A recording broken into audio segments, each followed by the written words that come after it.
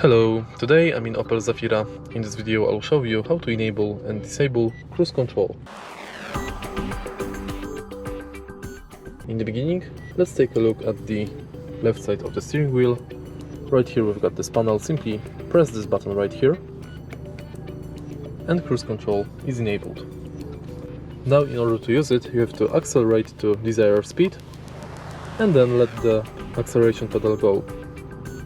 If you want to increase the speed, you have to tilt this button